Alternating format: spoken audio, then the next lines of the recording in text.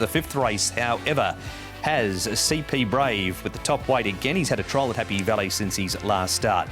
Meaningful Star race as well, course and distance. All Beauty carries £9 more than that win 3 starts ago. Zone D's a 2-time course and distance winner. Delightful Hours had a stable change. He's gone from Michael Cheng to Jamie Richards, who's given him 3 trials. Star Contact has never missed a top 4 course and distance. Majestic Victory carries an extra £13 for the 7th behind Star Contact. That's due a senior rider getting on board. Invincible Missile's been slow away his last couple, and Packing Succeeder comes up in grade. Won a Class 4 2 starts ago and then was second in that grade last time as well. Now, the speed map here, Tom, and there's a couple of notable slow horses away. Delightful Lau and Invincible Missile starts have been very average. Yeah, he can be an absolute shocker out of the gates, Ken. Delightful Lau. It is worth noting that he's dropped 54 pounds last start, weighing at 12.40. He's down to 11.86 here, but he normally misses the start, and Invincible Missile, he just gets worse and worse, as well does Invincible Missile. That might mean it's left up to a Meaningful Star and Amazing 1 Plus to do the heavy lifting up front. You've got a Majestic Victory there as well, Paul, and CP Brave, who can race handy, but pace looks to be probably on the moderate side, and it looks fairly stock standard. It does, doesn't it? Yeah, with these two horses missing the start, what they normally do, I don't think there's going to be too much variation from this. Star Contact get himself into a nice place, and Packing Succeeder won't be far away. And Zone D, who had some traffic trouble last time, is back in the field as well. So that's how the boys see the speed map for race number 5. Our first replay, though, Tom, features Star Contact winning Zone D. This is the race that he does have some traffic issues in. Majestic Victory 7th, and All Beauty finishes down the track. He's a horse that's going so well at the moment, is Star Contact, and he'll get his chance here again for sure. David Hayes been very consistent. He closed off pretty well out wider, I thought, last time out. This was him winning here, and did it in good style. He carried 117 here. He's got 125 to carry, but I think he's good enough to do it. Paul, you can see Zone D there, desperately unlucky last time out. He'll get his chance this time around. Definitely. Look, he hasn't won off this rating before. He's run second off 74. He's at the rating of 73. He goes in, and also Star Contact so consistent. Is there any concern for Zone D, the anticipated pace being slow, and he is likely going to be back in the field? Yeah, there is a little bit there, and the other thing is, the other thing in his favour, I suppose, is a smallish field, isn't it? It's only 10 runners, so that'll give him his opportunity as well. All right, that is a thought on Zone D. We move on now, Paul, to Star Contact again. This was after his win. He ran third, and Amazing +1's very hit and miss. Doesn't win a whole lot. Not usually too far behind the place getters, although this night he did finish down the track. Yeah, happy to watch Amazing 1 Plus. And again, Star Contact, you can see him once he gets into the clear. Look, I was just worried about him in this grade, but he's been so consistent since he's been in here, and has gone well in it. So, look, I still think there's rating points in hand for him. Yeah, I think he can still race well here on Amazing 1 Plus. You mentioned Marky is hard to catch, and he's sort of on that mark at the moment of 74, 75, which is just making it a little tricky for him. Well, Karis Teaton's been riding up a storm. Tom, here are his stats throughout March. 14 wins from 83 rides. Yeah, of course, he was off in the early part of the season through a nasty fall, but he's really bounced back strongly. A win rate of 16.87%. Had those 83 rides in March and turned those into 14 wins. A little light on the seconds and the thirds, but those are the ones that you want to count, Paul, are the winners. Yeah, you want the winners. Yeah, he's in great form at the moment. He's riding really well. So, and he has been for the last 2 or 3 seasons. He's always been up in the top 3 or 4, isn't he? He has indeed. What about the list of rides on Thursday night, Paul? Is there a winner or two amongst them, perhaps? Yeah, I think so. Look, Cable Speed's last start winner going well. Raging Blaze, look, he's found some great form at the moment. We've talked about Star Contact. Our Class Act for the new stable, we'll see how he goes. And Red Majesty's honest enough.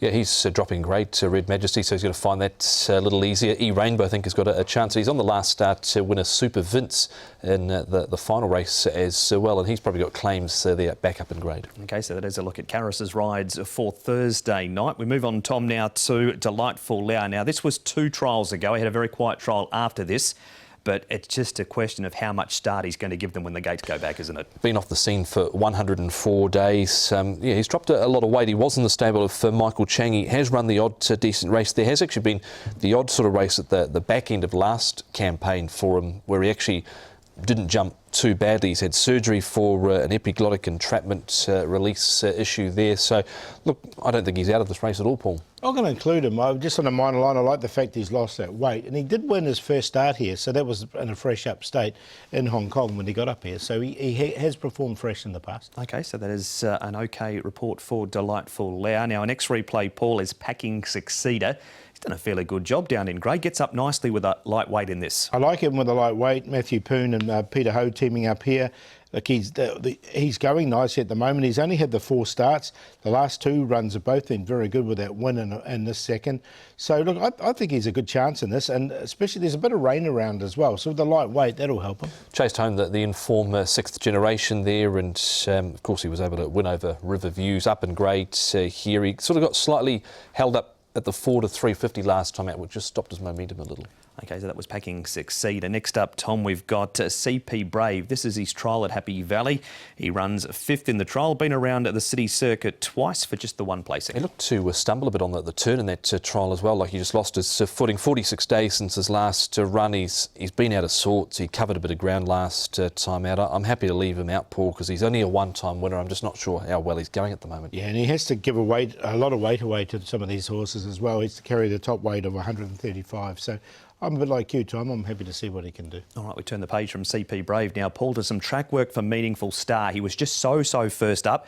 He does race well second up, and he's got a great record course and distance. Yeah, it was nice enough gallop for him. Lyle Hewitson aboard for this one as well. Meaningful Star. Look, he should lead, so he'll get his opportunity. Yeah, so this is second up because he was in that void race of course. He'll be there for a fair weight. He's just got the big weight to carry. Last one with 125 pounds. All right, so that is a look at the replays for race number 5. Who are you picking out of them, Paul, as the one to beat? I'm going to go with the bottom one, Packing Succeeder. I know he's up in grade, but he comes in with a really nice light weight in this particular contest, and he's only had the 4 starts, so he's not exposed at this stage. I think there's rating points in hand. Star Contact's proven here in Class 3, and he's been so consistent, this horse. He's going nicely enough. He's drawn 9, but in a small field, I think he'll just settle towards the back. He's run 3rd of this rating before. Zone D in there as well. He's another one to probably get back from an inside draw. His win was off a 69 rating. He's up to 73, but he has run 2nd of 74, so he's capable. And Delightful Lau has had 3 trials to get him ready for this. He's also done pretty well as far as weight-wise. He's lost all those 50-odd pounds, and his win was off 82. He's down to 67, so he's a really well-rated horse there. 10-7-5-6. 5 on top for me, Zone D. I thought he'd get every chance in this race. He didn't get a fair crack at them last time out. He was sort of back beyond midfield on the fence and was held up numerous points the last 150 to 200 metres. He's a little bit higher than his last win, but he has placed, as Paul mentioned, off a rating at about this mark. So 5 Zone D, over 7 Star Contact, hard to leave him out. Never missed top 4 course and distance. Has 125 pounds to carry this time round. So again, another one that should get every chance here, and he's in the market. Number 3, that is All Beauty. 36 days since his last run. He's double figures at the moment. Never ran on at all. Had some excuses. 2 starts ago, went in behind Goritis, beaten 3 and a quarter when he was at 4.4 in the market. So he's drawn well to get a decent enough run, All Beauty, and Packing Succeeder here up in grade after running 2nd following that win 2 back over River Views, and he ran on pretty well down the outside last start. Matthew Poon and Peter Ho, they don't team up overly often, but the strike rate's not overly flash either. 1 from 17. 5, 7, 3 and 10.